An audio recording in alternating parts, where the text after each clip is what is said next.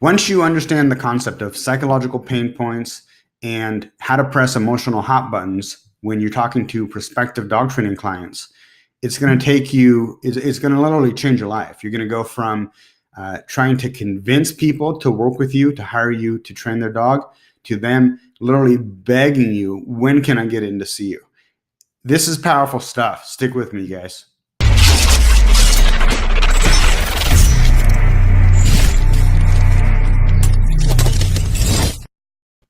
When we were running dogproblems.com, my dog training subscription website, we made over $6 million.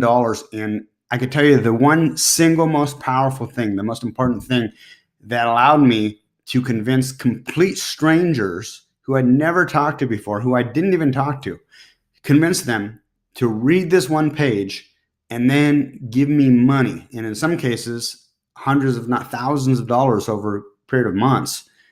Just to gain access to this information. The way I did it was because I have a thorough understanding of psychological pain points and how to press emotional hot buttons as they relate to communicating with dog owners who have problems and getting them to understand that I am the solution to their problems.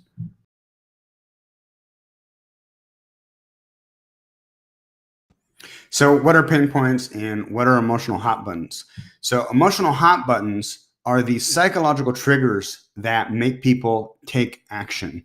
And an emotional hot button can be either positive or negative. Some people are more motivated by achieving something, getting something that feels good. And other people are more motivated by avoiding something or eliminating something that feels bad. So you have a push and a pull, just like with a dog. You know, certain dogs are super food motivated, super toy motivated. They're motivated extremely by something positive, obtaining something good, or they're pain aversive. They want to avoid doing something that doesn't feel good or feels uncomfortable, right? And we as animals, we're just the same way. We want to move towards things that feel good, and we want to move away from things that are uncomfortable or give us displeasure. Now, of the two, typically what we find in the dog training industry, what usually initially motivates people to contact us is they have a problem, they have a pain point. So let me address that first, and then we're going to talk about layering positive. So let me back up. So under the rubric of emotional hot buttons, you have both positive and negative. And so the negative emotional hot button is a pain point. The positive emotional hot button is a positive emotional hot button. I don't know that we actually have a specific word for that, but they're two related but separate concepts. Now we can layer those in a way that's going to give us maximum potency. And I'm going to show you how to do that a little bit later in this video.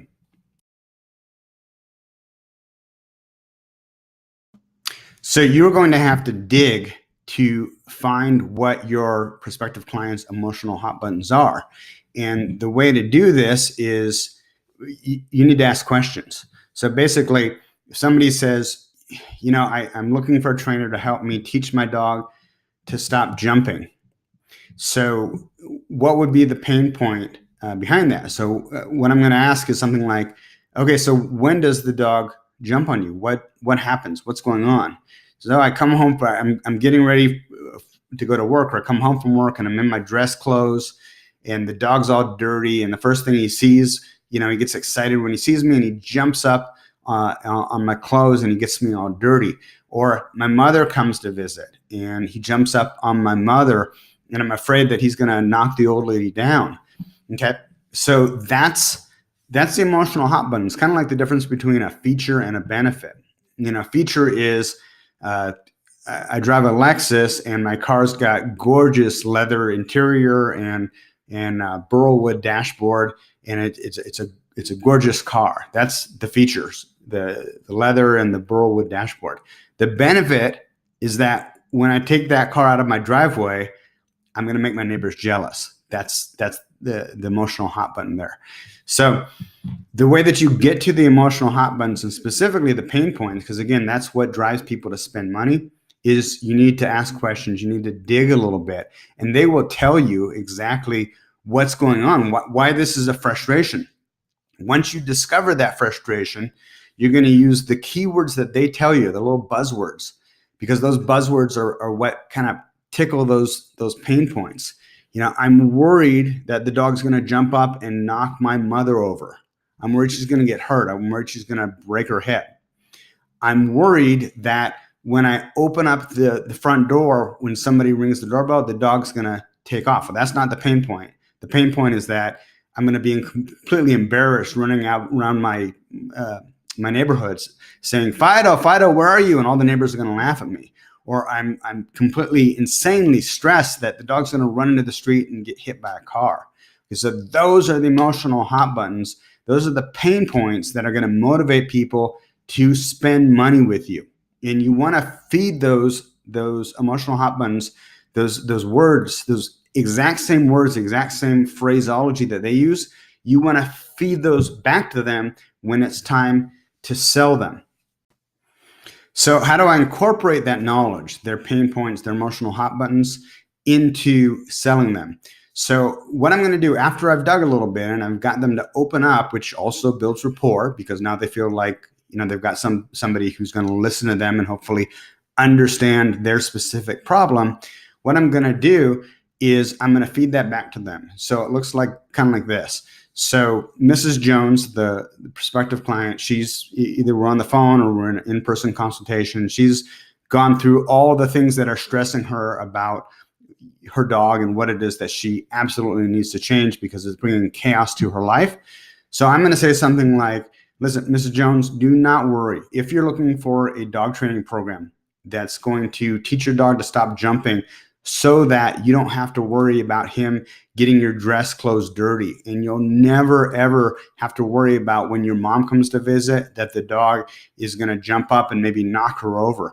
Or, if you're looking for a dog training program where you can leave the front door open and the dog's not going to run out that front door regardless until you tell him his release command.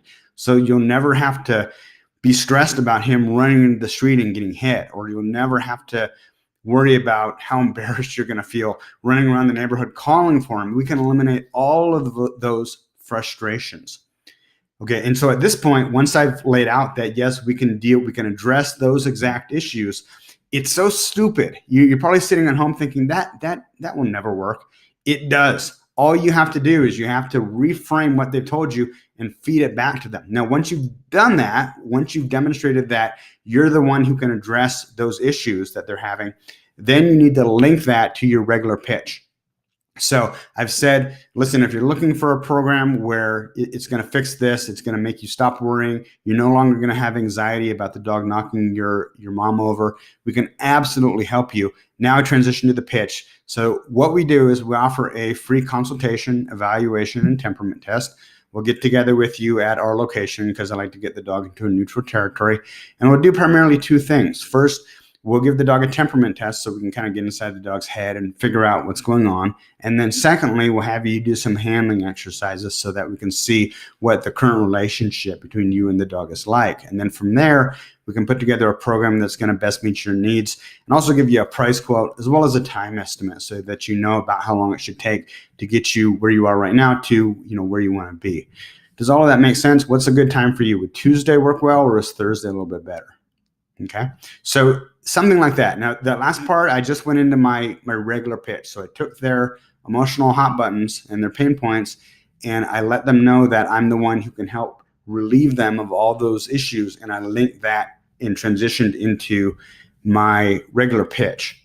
Now, I'm not really sure if I've done a good job of explaining this or not. So let's look at the opposite. Let's look at what your competition is doing, unless your competition is also familiar with my material. More than likely, when somebody calls them up and they say, I've got a dog that's jumping on me when I get home from work, when I'm in my dress clothes, or he jumps on my mom and he knocks her over. She's an old lady. Your competition is taking a completely different route, a very ineffective route. What your competition is likely doing is they will go into talking about, oh yeah, no, I've worked with hundreds of maybe thousands of dogs and taught thousands of dogs not to jump up. And I use this great technique. What we do is when the dog jumps, we turn our back to the dog and we don't pay attention to the dog until the dog stops jumping, and then we turn around and then we praise the dog. Or we give the dog a sit command, or we give the dog a knee to the chest, or we use a remote collar to fix this behavior. Whatever it is, they're off talking about techniques Meanwhile, the prospective client client can care less. He's thinking like logically, and we don't make decisions logically. We make decisions emotionally, and then we justify those decisions with logic. So what I'm doing is I'm bypassing all of the logical explanations at this point in the game, right? I need to get them emotionally. I need to connect with them on an emotional level. And then later I can give them logical reasons, which they can then use to justify to themselves why they made the decision to give me $3,000 to do a board and train program. Hopefully that makes sense, guys. If it doesn't, please post in the comments below if you're watching this on YouTube, or if you're in the Dog Trainer Marketing group on Facebook, also comment below, and I'll do my best to try and bring some clarification to the issue. Hey, there's a couple of things that may actually help you. If you go to dogtrainertoolbox.com, we have a whole program on how to talk to prospective clients on the phone and what to say to get them to book an in-person consultation with you, which is the way that I set up my programs. It's always easier to sell somebody face-to-face than it is to sell them on the phone. And it's always easier to sell them on the phone than it is to sell them in print. So to my mind, the best way to do it is to get them on the phone as soon as possible. And we have a program at dogtrainertoolbox.com. It's about $100, and it'll walk you through exactly what to say and how to push all of those emotional hot buttons and tickle their psychological triggers to get them to commit to the in-person consultation. We also have another program on how to actually run your in-person consultations and exactly what to say to get that moolah, to get those big checks so that you can deposit those checks or get their credit card, deposit that money in your bank account. I should also add, if you're not getting a lot of calls, go to dogtrainertoolbox.com, and in the upper left-hand corner, you'll see a box that says something about Google AdWords management for dog trainers only. Click on that. Read through that page. It tells exactly what we're doing. We offer a 100% done for you Google AdWords management service. From soup to nuts, we take care of pretty much everything for you, and it will get the phone ringing with hot leads, people who have dogs and they have problems and they need your help. And what this does is it gets them to call you because we're able to use Google AdWords. We have a certain strategy that gets your website ranked to the top. It's not SEO. You're paying per click. But it converts really, really well and gets people to call you, people who are specifically in your area looking for what you have to sell. If that sounds interesting, read through that page on dogtrainertoolbox.com. And at the bottom of it, there's a link to my calendar app. You can schedule a free consultation with me, and we can chat for a little bit and find out if what we're doing with Google AdWords would make sense to help grow your dog training business. Until later, guys, thanks so much for watching. And dogtrainertoolbox.com and the Dog Trainer Marketing Group on Facebook. Ciao.